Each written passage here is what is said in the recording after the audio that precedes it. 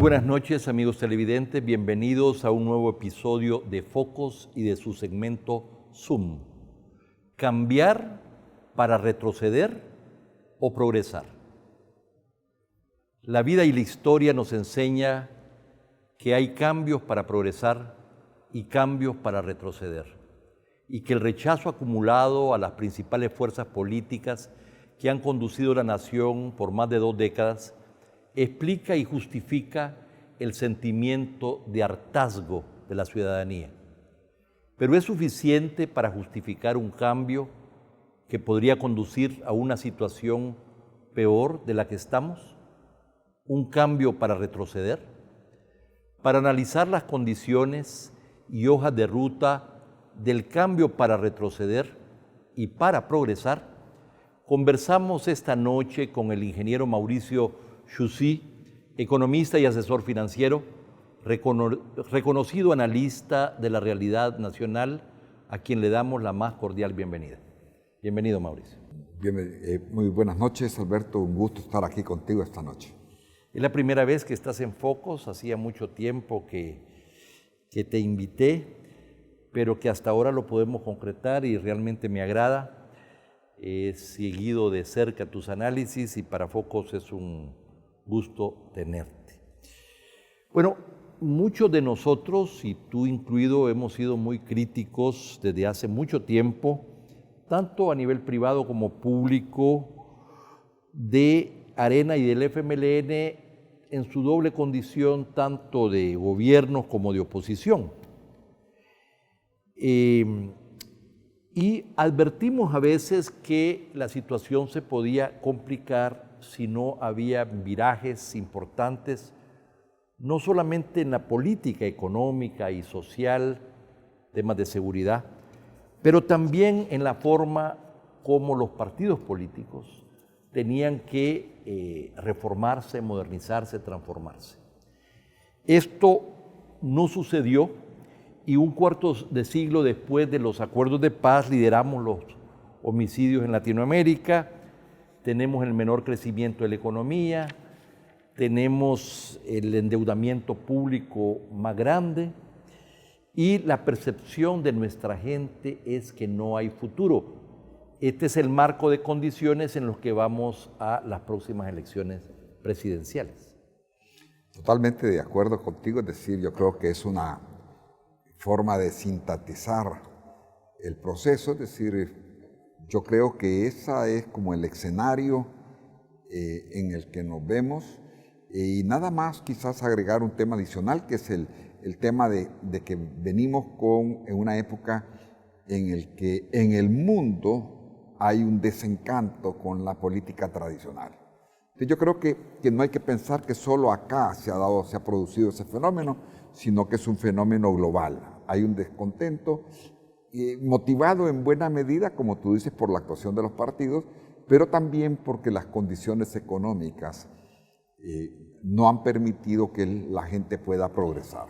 Es cierto, pero fíjate que en aquellos países donde hay una situación económica y social mejor, donde hay buen gobierno, donde el sistema político funciona y juega su papel no solamente de intermediación, pero también de liderar procesos de cambio, pues como que ese es el mejor antídoto para aventuras populistas, por ejemplo. Claro, es decir, pongámonos a pensar que durante los últimos 20 años la cantidad de personas que han salido de la pobreza es muy alta, el surgimiento de las clases medias ha sido muy fuerte y las clases medias que ya no son clientes, sino que quieren ser ciudadanas, pero además de eso hay que ponernos que estamos entrando en un proceso electoral que también tiene un componente adicional y es la rápida evolución que hemos visto en los últimos años de las redes sociales.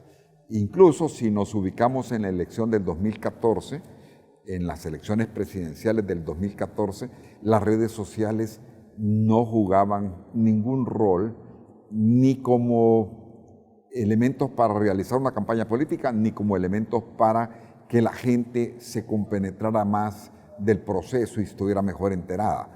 En esta elección, es decir, tenemos en El Salvador una cantidad más casi 2 millones de celulares. La gente que está conectada al Internet es mucho más elevado la cantidad, y ahí de veras hay una comunicación, no solo acá, sino que como estamos hablando de condiciones mundiales, es un elemento que aparece nuevo en el quehacer político. Entiendo que son 5 o 6 millones de celulares, tenemos que chequearlo. Sí, pero de esos activos. Ya. Ambos aspectos, la deteriorada situación de seguridad económica y social y la falta de cambio en los partidos políticos y sus principales líderes, condujeron efectivamente al hartazgo de la ciudadanía. Pero estuve leyendo con mayor detenimiento el informe 2018 de Latinobarómetro y las cifras me impactaron. Hay 3 países donde la percepción de progreso no alcanza el 10%. Venezuela 6%, Brasil 6% y El Salvador 9%. Después de Argentina con el 33%, El Salvador tiene la menor expectativa económica futura con el 34% y junto con Guatemala con el 26%. Claro, es decir, es obvio de que algo no hemos hecho bien en el país. O sea, definitivamente esas cifras de Latinobarómetro uno las ve en el día a día. O sea, la gente no siente sensación de progreso. Y eso está relacionado con lo que tú mencionabas en la introducción. Un crecimiento tan bajo, de en promedio del 2%, no deja que haya suficiente bienestar. No generamos suficientes empleos ni para incorporar a un cuarto, o sea, al 25% de la gente que llega a la edad de trabajar, ni el 25% consigue empleo. Problemas de movilidad social. Es un país en el que prácticamente los salarios no suben y la gente, es decir, tiene acceso a conocer una sociedad de consumo mucho más fuerte, porque hablamos del celular, pero está la presencia de la televisión, de los medios de comunicaciones globales, y la televisión los pone en contacto con un mundo al que una persona con los niveles de salarios que hay en el país no tiene acceso. Pero además de eso, dada una baja inflación, los aumentos de salarios son exiguos en este país. Así es. Somos además el país con el menor apoyo a la democracia, pero con una diferencia. Lideramos con 54% los países a quienes sus ciudadanos le da lo mismo un régimen democrático que uno no democrático, seguido lejanamente por Honduras y Brasil con 41%. Con el 86% junto a Venezuela, El Salvador es el país que su gente considera que está gobernado por unos cuantos grupos poderosos en su propio beneficio, solo después de Brasil, México y Paraguay. Y para terminar, como si esto no fuera poco, somos además el que menos confía en el Poder Judicial, 14%, en los partidos políticos, 8%, y en el organismo electoral, 6%. Y el penúltimo en el Parlamento, con 10%. Bueno, yo creo que ahí hay suficiente material como para hacer un resumen. Definitivamente, los ciudadanos salvadoreños están muy descontentos con el poder político. Y yo creo que yo empezaría al revés del orden. Es decir, lo más triste, y lo muestran todas las encuestas, es el rol de la Asamblea Legislativa. Nuestra Asamblea Legislativa, como decía Rubén Zamora una noche aquí en el canal 33, la Asamblea Legislativa es el principal foco de corrupción en este país. Es decir, por ahí arranca el problema de corrupción, pero además de eso, es decir, tenemos que ubicarnos en que el país venía de una confrontación armada y pasó a una confrontación política. Es decir, la gente ha percibido claramente que los 2 principales partidos políticos de El Salvador no han trabajado en función del país, se han comportado no como adversarios, sino como enemigos, y los intereses nacionales han estado superditados a los intereses particulares de las cúpulas partidarias. De las cúpulas partidarias y de sus financistas. Es decir, y por cierto, uno de los elementos que aparecen, porque uno podría pensar solo en los financistas, en una de las principales fuerzas políticas, pero uno de los elementos que salía a relucir en las elecciones del año pasado con mucha claridad es que parte del castigo que obtuvo el Frente en el proceso electoral del 2018 fue debido al enriquecimiento de la cúpula del FMLN. Es decir, la gente estaba molesta porque se suponía que en un partido como el FMLN no se iba a dar este tipo de fenómenos. Entonces yo creo que la gente tiene esa percepción de confrontación, de poner los intereses particulares. Saben de que parte de los problemas económicos que tenemos están relacionados porque no se colocó la gente capaz en los gobiernos de izquierda y en los gobiernos de derecha para poder sacar adelante al país, sino que lo que importaba era que estas personas pertenecieran al partido político.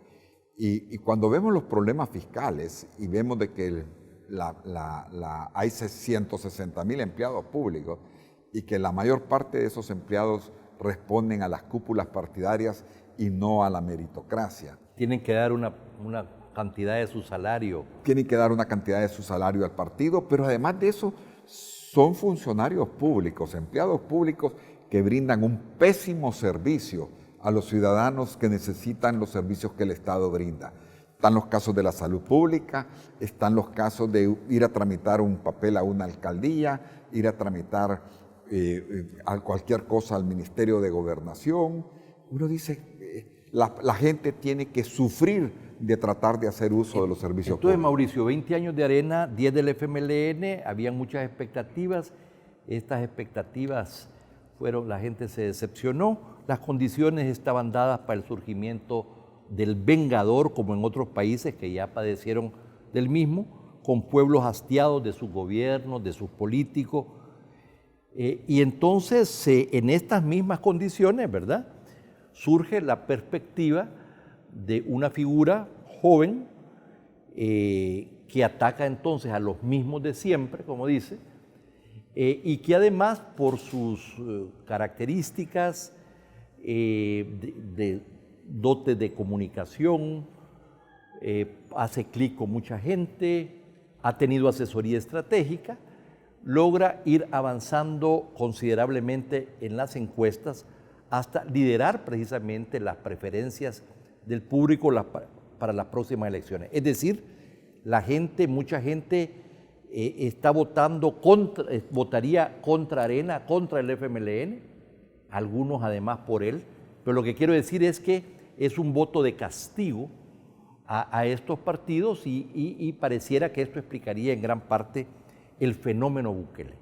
Sí, yo creo que lo que la gente tiene que caer en la cuenta es que el dar un voto de castigo es un voto emocional. Y lamentablemente decir el país, la situación económica del país y las condiciones internacionales no permitirían que haya un voto con el hígado, pongámoslo así, un voto emocional. Yo quisiera pues llamar a los ciudadanos a que en esta vez tratemos de elegir bien. Yo creo que es obvio que nos hemos equivocado con el tipo de presidentes que hemos tenido en El Salvador. Y mucho de las decisiones políticas a la hora de votar han estado relacionados con la confrontación ideológica. Es decir, se trataba de elegir a alguien de la derecha o de elegir a alguien de la izquierda. Cuando la derecha se agotó, había que poner a alguien de izquierda. Y el pensamiento no era si esa persona de derecha estaba capacitada para ser presidente o no, sino que hiciera contrapeso a la izquierda. Y cuando llegó el momento que la gente se hartó de la derecha, decidió que lo que había que hacer era poner a una persona de la izquierda, independiente si esa persona estaba capacitada o contaba con los elementos necesarios para hacer un buen gobierno, sino que lo que se trataba era de hacer un voto de castigo y de cambiar. Pero como tú mencionabas en la introducción, no siempre se cambia para mejorar. Cuando la gente vota con el hígado, es muy fácil que se equivoque. Y yo creo que ese pensamiento de derechas e izquierdas nos llevó a grandes equivocaciones en las personas que elegimos. Y en ese contexto, yo creo que en estas elecciones no debemos votar con el hígado. Yo creo que tenemos que saber escoger quién de los candidatos es el candidato que está mejor preparado, quién de los candidatos es el que puede tener un equipo que responda a lo que el país necesita. Es decir, es un país que tiene problemas económicos, sociales, grandes, incluso en la administración de la justicia, que uno podría decir si esto no compete al Ejecutivo. Pero el Ejecutivo es el que da la pauta en mucho. Y solo veamos el caso de la corrupción. Mauricio, vamos a analizar precisamente quiénes de los candidatos o cuáles serían las características que necesita el país para poderlo sacar de esta sala de cuidados intensivos y llevarlos a mejores derroteros cuando regresemos de este corte comercial. ¿Cambiar para retroceder o progresar? Este es el tema que nos ocupa esta noche, conversando con Mauricio Chusí, economista, analista, asesor financiero y alguien que ha estado muy presente en las discusiones sobre los problemas nacionales y sus soluciones. Mauricio, antes de irnos al corte, hablábamos precisamente de estas condiciones en los partidos, pero también en los gobiernos, los partidos, en la Asamblea Legislativa, en los gobiernos, que llevaron a este desencanto.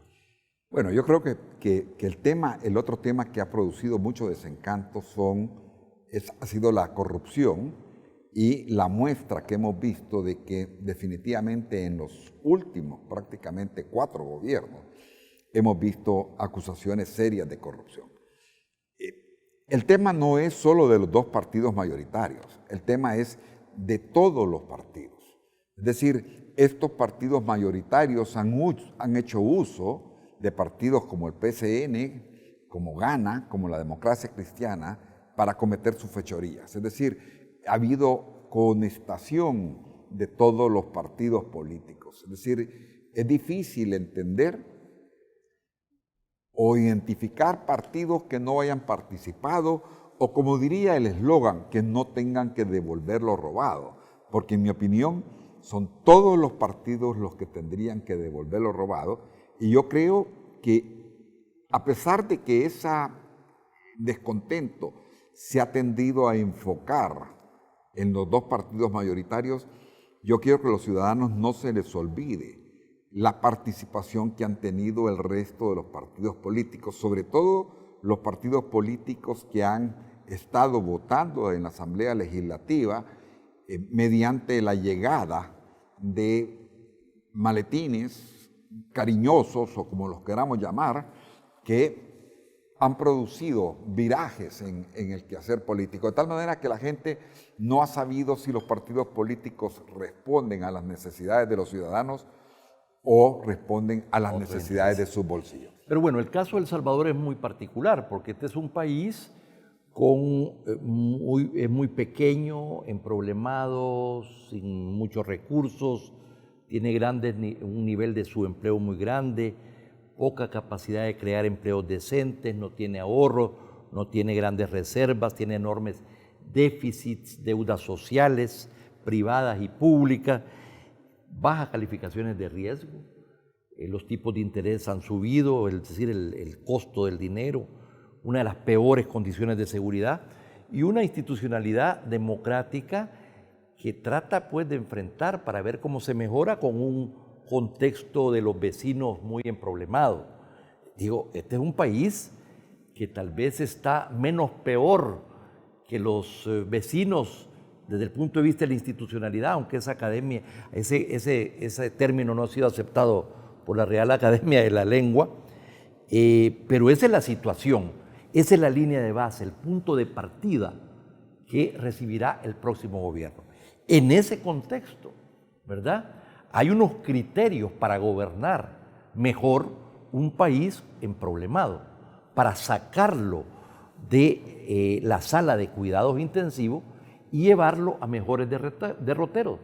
¿Qué criterios ves tú que son fundamentales para eso, dadas las circunstancias del país? Y dentro de eso pasemos una revista rápido de los principales candidatos. Bueno, yo creo que hay un elemento adicional, Alberto, y es que en los últimos, pongámoslo así, 10 años, desde la crisis económica internacional, ha habido lo que yo diría condiciones favorables para los países en desarrollo. Es decir, ha habido un exceso de dinero, unas tasas de interés muy bajas, incluso recordémonos el caso de los bonos de pensiones, que a los cotizantes les han pagado LIBOR, ¿verdad?, más 1% y les pagaban el 2 punto y pico por ciento. Entonces, esas condiciones favorables que habían, de que había exceso de liquidez mundial, que los Estados Unidos estaba la economía jalando, que China crecía el 10%, para este año, para el 2019, y para los próximos 5 años las condiciones internacionales cambiaron. Es decir, el entorno favorable con el que gobernó el FMLN estos últimos 10 años, yo me atrevería a decir que no va a estar presente en estos 5 años. Es decir, un país que, como tú dices, llega con una serie de debilidades, un país que está complicado económicamente, socialmente y políticamente. En un contexto internacional complicado que cambia. Es así. Y eso requiere primero la capacidad del presidente de entender, tanto tener un buen diagnóstico de nuestro país en todas las áreas, como de tener la posibilidad de entender ese entorno internacional y de poder relacionarse en un mundo global. Por ejemplo, yo soy de la opinión de que un país que se atreve a apoyar regímenes autoritarios, no democráticos, violadores de derechos humanos, tendrá mucho menos espacio en el próximo quinquenio que lo que han tenido los anteriores regímenes, que se veían apoyados por países que estaban haciendo eso, pero que habían logrado comprar prácticamente la funcionabilidad internacional a través de su petróleo. Es decir, acompañar a Maduro hasta el final, hasta la tumba, y a Daniel Ortega en estas condiciones tiene costos internacionales muy importantes. Muy importantes y cada vez más importantes, porque la comunidad internacional ya no acepta que ocurran estas cosas. Y es decir, el nuevo presidente tendrá que desarrollar y dejar atrás esa política internacional. Entonces, yo diría que condiciones tiene. Yo creo que tiene que tener un buen diagnóstico, tiene que tener esa capacidad de entender el entorno internacional, tiene que tener esa capacidad de tener una diplomacia funcional y sobre todo tener la capacidad de reclutar un excelente equipo. No importa que sea de derecha o de izquierda, yo creo que esos términos quedaron atrás. Pero, por ejemplo, yo siempre he visto que en el país ha habido una clase profesional que prácticamente ha estado subordinada al tema de la partidocracia.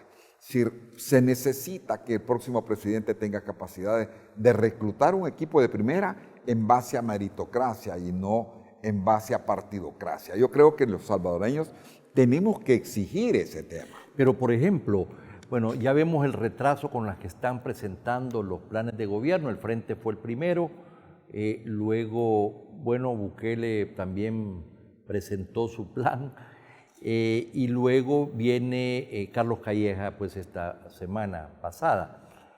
Sin embargo, como en otros países que presentan los shadow governments, los gobiernos sombra, donde tú sabes quién sería el gabinete que va a gobernar, quiénes son los hombres y mujeres con las que se va a acompañar el presidente. Hemos visto que Carlos Calleja planteó que la secretaria técnica sería su candidata a la vicepresidencia, Carmen Aida Lazo, pero no conocemos de otros funcionarios. Y esto es muy importante, ¿verdad? Cosa que en este país pareciera que no se estila. Yo creo que, en primer lugar, yo me siento optimista porque por primera vez la sociedad civil presionó a los candidatos y prácticamente los obligó a tener un diagnóstico del país y a tener un plan de gobierno. Independiente que los planes de gobierno sean buenos, malos o regulares, independiente de cuál haya sido la forma de presentarlos y de cuál sea la forma de haber hecho los planes. Yo creo que en eso todavía hay que mejorar. Yo esperaría que en la próxima campaña presidencial la gente sea más cuidadosa de no tratar de engañar a la población, de no tratar de plagiar los planes de otras personas, pero al final lo que podemos decir es que en este proceso la democracia ganó. Entonces eso es un gran avance, Alberto. Ahora, los ciudadanos tendremos que posteriormente, una vez hayamos electo a un candidato, exigirle que cumpla lo que prometió. Porque el otro gran defecto que ha habido con la partidocracia en todo el mundo es que es muy fácil ofrecer cosas o plantear proyectos que entusiasmen a la gente, pero que realmente no se pueden hacer. Esto me lleva en estas circunstancias del país, con este contexto internacional complicado, danos una opinión, aunque sea rápida, de cómo ves un eventual gobierno de Calleja, de Martínez y de Bukele. Bueno, me la pones difícil porque realmente yo trato de ser... Por lo menos, ¿cuáles son los problemas que ves, los desafíos principales en cada uno de ellos? Bueno, tenemos 5 minutos máximo. Bueno, yo creo que el gran desafío de Martínez es el tema de cómo dejar el pasado, estos 10 años, y cómo desligarse de ese gobierno que no ha podido sacar adelante al país en estos últimos 10 años, a pesar de las condiciones favorables que ha habido en el entorno internacional. Es decir, si no va a ser el partido el que va a gobernar y si fuera él que si fuera él, es decir, qué nivel de independencia va a tener él con relación a su partido y qué tanto va a tener de capacidad para poder armar un equipo. Es decir, yo soy de los que creen que los intelectuales de izquierda fueron abandonados por el frente. Yo diría que ese va a ser uno de los retos, tener un equipo capaz. Yo creo que en la izquierda hay gente capaz para hacer un buen gobierno. El reto, por ejemplo, de Bukele, yo lo veo que es un reto de que él es un hombre orquesta. Por lo menos hasta ahora lo que hemos visto es que él dirige la orquesta, él toca todos los instrumentos y que prácticamente no vemos el equipo con el que él piensa gobernar. Entonces, a lo mejor incluso podemos ver eso que tú dices, un posible gabinete antes de las elecciones, pero hoy por hoy el reto es que si él va a lograr reclutar o atraer a su equipo de gente, un equipo de gente que pueda sacar adelante el país. Y el reto de Carlos Callejas es si él va a poder definitivamente librarse de ese pasado de Arena en materia de corrupción, en materia de gobernar para unos pocos, que esa es la percepción de la gente. Es decir, ese va a ser su gran reto, y yo creo que por lo menos a lo largo de la campaña, los 3 candidatos han estado trabajando en las 3 áreas. Es decir, Martínez tratando de dejar atrás el pasado del frente, Bukele tratando de hacer ver de que él va a poder armar un equipo, y Carlos Callejas mostrando que él va a tener capacidad de dejar atrás el tema de la corrupción y el tema de gobernar para unos pocos. Yo creo que esa es la perspectiva que tenemos de cara a las próximas elecciones. Bueno, pero en general, dijéramos, lo viejo, bueno, Carlos Calleja es una persona nueva, no ha estado en política, sin embargo, por su vinculación con Arena y ser el candidato a Arena, le achacan todos los errores y los problemas del pasado. En el caso de Hugo Martínez, es alguien, y por cierto, en el caso de Calleja, como yo lo dije en la columna de esta semana, él no es empleado, ¿verdad? Él es su familia es de los grandes financistas del partido, es de los accionistas, dijéramos. En ese sentido yo me inclinaría a pensar que tendría una autonomía mayor, ¿verdad? De que si fuera una persona pues impuesta.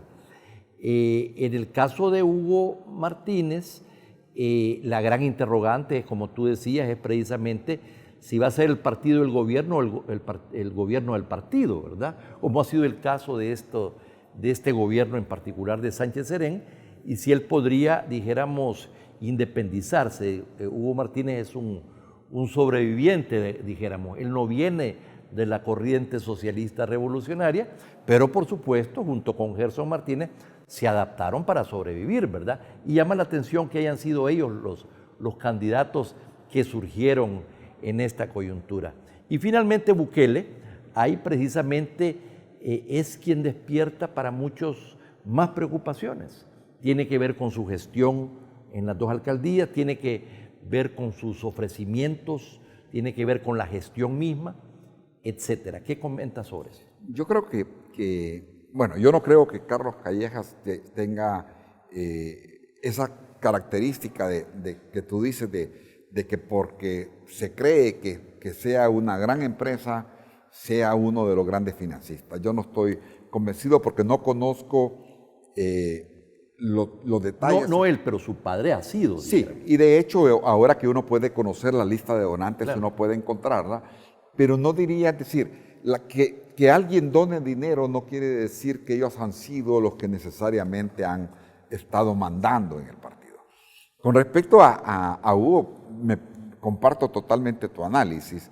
Y en el caso de Nayib, yo diría que es el candidato que más incertidumbre ha generado, porque cabalmente, es decir, ha habido demasiados elementos de los que la ciudadanía no ha tenido conocimiento. Este ha sido un candidato que no se ha presentado al escrutinio popular, es decir, él ha estado manejando buena parte de su campaña desde las redes sociales, ha asistido a pocos eventos de calle, pongámoslo así, no ha asistido a los debates, y entonces él ha estado manejando las cosas en una forma diferente, pero que genera, a mi juicio, genera incertidumbre. Es decir, podrá haber otras personas que no coincidan conmigo, pero yo lo que he logrado captar de las personas con las que yo converso y del entorno que tiene que ver con la parte de financiación internacional, es decir, lo que preguntan los inversionistas internacionales es realmente qué es lo que va a pasar si Nayib llegara a ganar las elecciones, es decir, nadie sabe.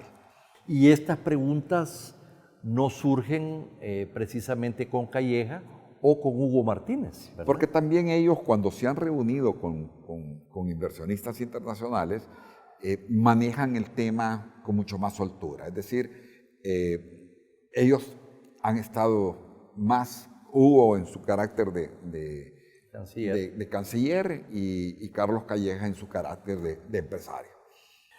Bueno, la situación del país no es de gran solidez, no es de gran certidumbre. Este no es otro momento más, otra elección más. Se necesita un buen gobierno que conduzca al país con sensatez y con la gente más capaz, más preparada y más honesta, ¿verdad? Y esos criterios son fundamentales a la hora de analizar por quién vamos a votar en las próximas elecciones. Mauricio, muchas gracias por venir. Espero que te tengamos aquí de vez en cuando. Muchísimas gracias, Alberto. Ha sido un gusto estar con ustedes y les recuerdo, el próximo domingo tenemos todos que asistir a votar.